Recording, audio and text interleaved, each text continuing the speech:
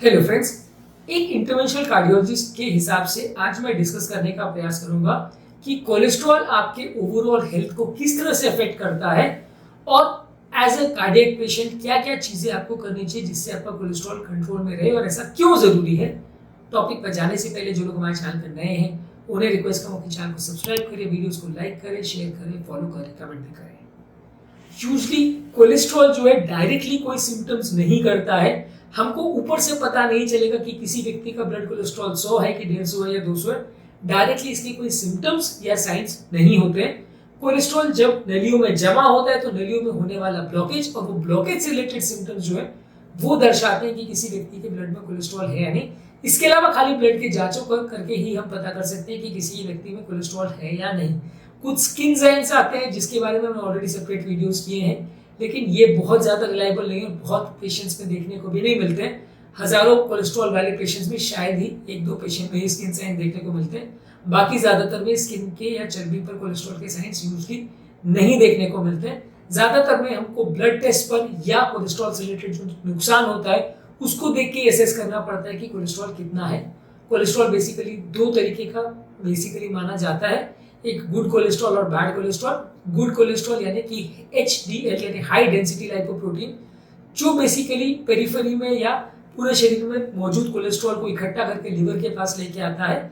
और एक होता है लो डेंसिटी लाइपोप्रोटीन, जो लिवर से या पूरे शरीर में मौजूद कोलेस्ट्रॉल को नलियों में या धमनियों में जमा करता है, जिसकी वजह से नलियों में कोलेस्ट्रॉल जमा होता है और धीरे धीरे करके कोलेस्ट्रॉल जमा होते होते लेयर बाय लेयर उसकी नली को रुकावट करने लगती है, नली के फ्लो को अवरुद्ध या रोकने लगती है। और फिर जब ये कोलेस्ट्रॉल बहुत ज़्यादा बढ़ जाता है तो फिर एक दिन ऐसा होता है कि कोलेस्ट्रॉल के ऊपर की जो मेम्ब्रेन है वो सडनली फट जाती है, जिसकी वजह से नलियों के अंदर जो भरा हुआ कचरा है वो सडनली बाहर निकल जाता है, ब्लड का क्लॉट बनता है, जिसकी वजह से हार्ट अटैक आता है। तो हार्ट अटैक का, लकवे का या इस तरह की किसी भी ब्लॉकेज रिलेटेड प्रॉब्लम्स के आने में सबसे इंपॉर्टेंट रोल कोलेस्ट्रॉल का होता है। कोलेस्ट्रॉल को डायरेक्टली असेस नहीं कर सकते, उसके ब्लॉकेजेस जो नुकसान करते हैं या अटैक लाते हैं उसके माध्यम से हम असेस कर सकते हैं कि कोलेस्ट्रॉल है या नहीं। ब्लड रिपोर्ट्स एकमात्र तरीका है जो गारंटी वाइज हमको बता सकते हैं कि कोलेस्ट्रॉल वैल्यूज कितने हैं। इसके अलावा बाकी जो साइन सिम्टम्स है वो काफी वेग है और उनसे उतना क्लियर कट पता कुछ नहीं चल पाएगा। एज ए कार्डियक पेशेंट आज हम डिस्कस करेंगे कि कार्डियक पेशेंट्स को अपने ब्लड कोलेस्ट्रॉल लेवल्स को कम करने के लिए क्या करना चाहिए। देखिए, खाद्य पदार्थों को और खाने पीने में वेरिएशन करना सबसे इंपॉर्टेंट चेंज है।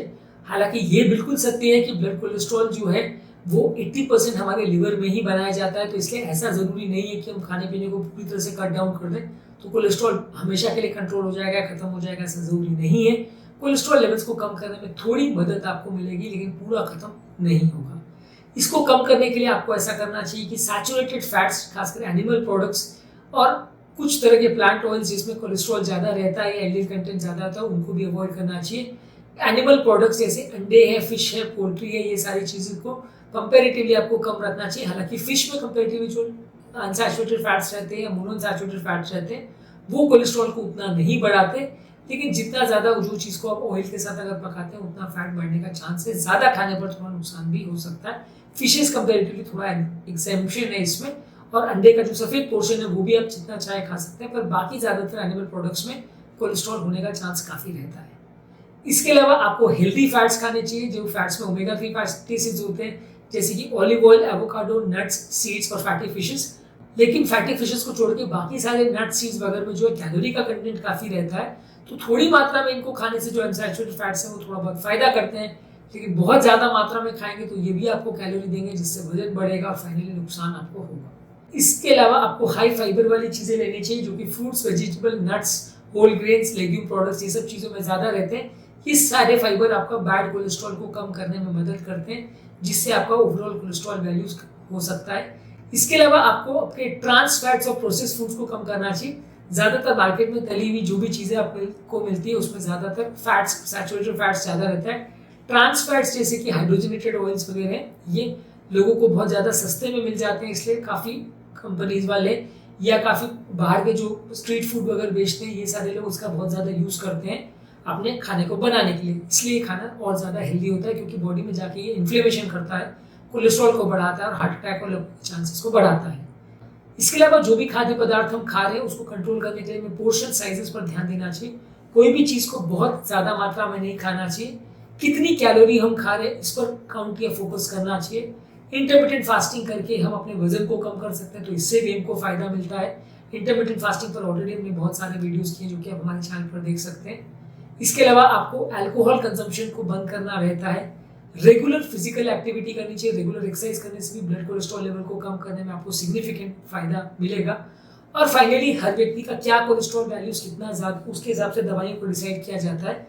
यदि ट्राइग्लिसराइड्स अकेले में अगर ज्यादा है तो आप फेनोफिब्रिल्स देते हो, थोड़ा बहुत स्टैटिन्स भी दे सकते हो। एलडीएल कोलेस्ट्रॉल ज्यादा है तो आप स्टैटिन्स प्रेफर करते हो या इज़ेटिमिब या PCSK9 इनहिबिटर्स देते हो।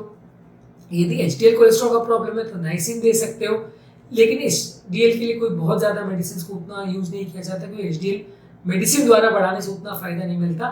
दवाइयों का क्या अप्रोच है ये केस टू केस बेसिस पे डिपेंड करेगा, किस व्यक्ति को कितना कोलेस्ट्रॉल वैल्यूज है और कितने तरह का प्रॉब्लम है, उसके बेसिस पे डिसाइड होता है कि उसके लिए कौन सा दवाओं का कॉम्बिनेशन बेटर होगा।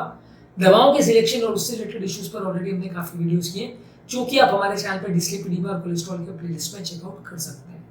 तो आज के टॉपिक में हमने बात करी as a interventional cardiologist cholesterol हमारे हार्ट पेशेंट्स में क्या क्या चीजें प्रॉब्लम लेके आता है और उससे क्या क्या साइंस और सिम्टम्स डेवलप होते हैं, कंट्रोल करने के लिए हम क्या कर सकते हैं। उम्मीद करूंगा कि आज के टॉपिक में कुछ नई बातें जानने को मिली होगी। जो लोग हमारे चैनल पर नए हैं उन्हें रिक्वेस्ट करूंगा कि चैनल को सब्सक्राइब करें, वीडियोस को लाइक करें, फॉलो करें, पॉसिबल तो शेयर करें।